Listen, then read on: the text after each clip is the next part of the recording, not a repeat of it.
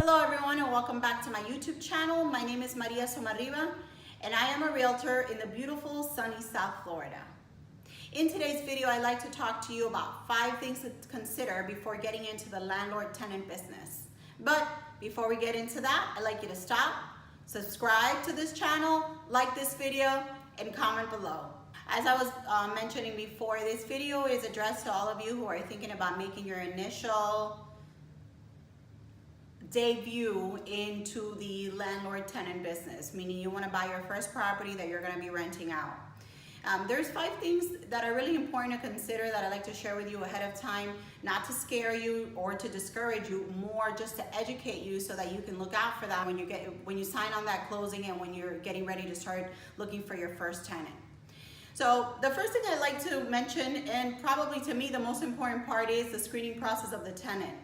So what's gonna happen is you're gonna go to the closing table, you're gonna close on this deal, you're gonna be super excited, but guess what? You're gonna have to be paying mortgage, your first mortgage payment typically will be due a month and a half after you close. So, you're gonna wanna have a tenant lined up, and you should have plenty of time to screen one, but don't get desperate, because what will happen is you'll put the ad on. It's happened to me many, many times where I've listed properties for some of my clients, and it'll take us a little bit of time to find the right tenant, but it's better to wait than to get desperate. I've had clients who don't list with me and they decide to do it on their own, and then they're calling me regretting it. But this is what tends to happen. You close, you find your first tenant, you'll have someone knock and tell you, oh my God, I'm ready to move into this property. I have the first 3 months, here's my W-2s. And you get excited. You're like, oh my God, this person looks decent. They have their 3 months. They're ready to move in, and I need a tenant in there to pay for that mortgage. But don't do that. Screen the tenant properly. There should be a few steps that need to happen, and one is the proper tenant is going to be, they're going to be willing and able to do everything that you ask them to. So there should be an application process involved, number 1. Number 2, you want to look for a tenant or a family that makes at least 3 times the rent, at least. And why do I say at least? Because just, a portion of that is going to go to your rent, and then the rest has to be calculated into the expenses of that family. Sometimes if it's a really big family moving in, I look for them to make at least 4 times the rent, because obviously, if it's a family with 5 kids, well, they're going to be paying a lot more in groceries, a lot more in electricity, a lot more in water, and you want to be sure as the landlord that your check is there every single month. The other thing that you want to look at is their criminal background. Everyone in the household who's 18 and older needs to be screened for their criminal background. Very, very important, especially if the property that you purchased or that you're renting to them is not located in an association. Usually associations do that part for you, and your tenant will have to apply to the association. So if you're buying a property that does that for you, then maybe you don't want to worry about that. I always ask for it. Actually, there are programs out there that offer you a tenant screening program that pulls their credit, their criminal background, and it also asks them for their income. But, that's one option. The other thing is you want to check their history for any evictions. And for instance, if you're I work in Miami-Dade County and Broward, right? So I'm gonna check for evictions in Broward and Dade. The other thing that you want to look for is you want to pull their credit report. And why do you want to pull their credit report? You don't want to pull it, not so much, me particularly, I don't look too much at what their credit score is, because obviously if they had excellent credit and a lot of money in the bank, then they'd probably be buying a house. But I like to see what their liabilities are. Because I've seen people who make $10,000 a month, the rent is $2,500, but they have a bunch of credit cards, they have like 2 BMWs, they have like bad driving records, so high insurance, and they're late every single month on the rent. So that's why you want to look at credit reports, and that's to me why they're so important. I always ask for a credit report. Some of my landlords they're looking for higher scores. That's totally up to the landlord's discretion. And some associations will also pull credit reports. So that is something that you need to really stress, and they need to be providing you W-2s. If they're self-employed, then they need to provide you with bank statements or either taxes to be able to justify their income. What's going to happen, or what will probably happen to you, is that you're going to put the property, you're going to list it, or you're going to put it on Craigslist, or whichever way you go, and you're going to have a lot of people wanting to apply. You're going to have those who come to you and they say, oh my God, I have the 3 months, I'm ready to move in. And they come to you and they're well dressed and they're well spoken, and you're like, oh my God, I got my tenant. Those are the ones you really need to stay away from.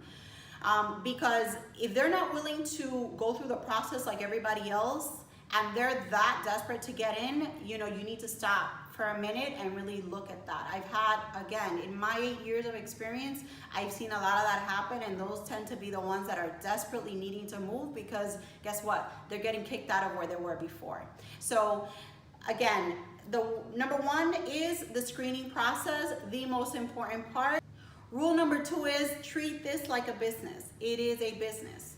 What do I mean by that? I mean that you need to be sure that there is a lease that's written, and that everything that's in that lease is a clear indicator to the tenant as to what needs to happen, and to you, the landlord. Both parties have responsibilities in this case, but it avoids, obviously, a lot of other problems.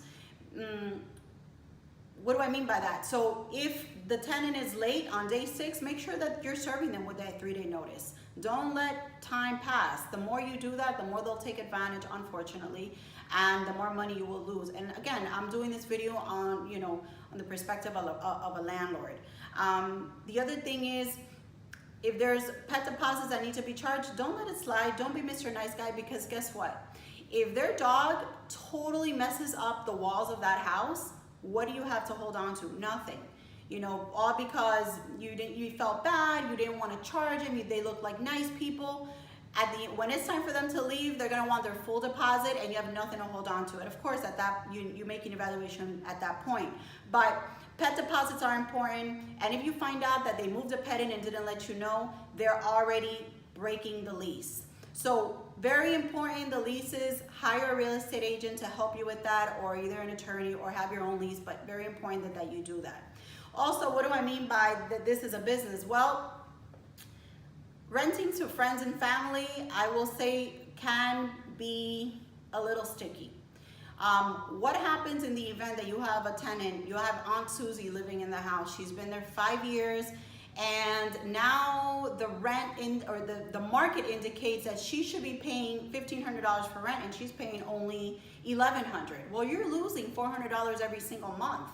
And I say losing because there's a high possibility that your taxes have gone up, that your insurance has gone up, but Aunt Susie is comfortable living in there, and guess who's gonna be the jerk to increase the rent? You. They're gonna call you greedy, and the problem starts. So my advice is, try not to rent to friends and family.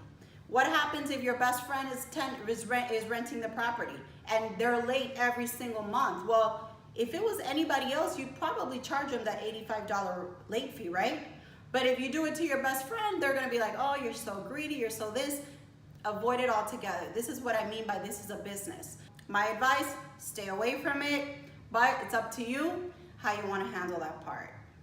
Number 3 is, remember that being a landlord means being on call 24/7. Or does it? It does, but let me explain. In the experience that I have, with my landlords, very little times have I known for them to get calls every single day, emergencies every single day. You're not gonna get that. That's the reality. You're gonna go through months where all you're doing is collecting rent. You're not gonna hear from your tenants. Wonderful.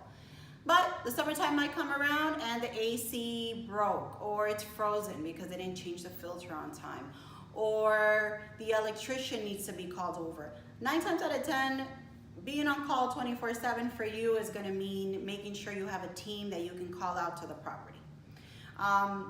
So yeah, you're gonna be on call 24/7, but not really. Now, once you are a landlord that has multiple units to worry about, then I would consider probably hiring a property manager. Or even if you don't want to deal with this at all, then you can hire a property manager. Property managers tend to charge about 10% of the rent. And if there are special projects, a lot of them will charge you an extra fee. So that's something to think about, but just think, consider that if you're gonna get into this business, you will need to be responsible for every time your tenant calls you with a problem to be able to resolve it in a reasonable amount of time. If they're in the middle, if it's August and it's super hot outside and they have 3 kids and a baby, you need to be sure that you have maybe at least 3 AC technicians to be able to go out there, So that's something to think about. That's number 3. Number 4 is to keep in mind and start processing through your head now that anything that can possibly break with your property will. And why do I say that? Because tenants, they don't care.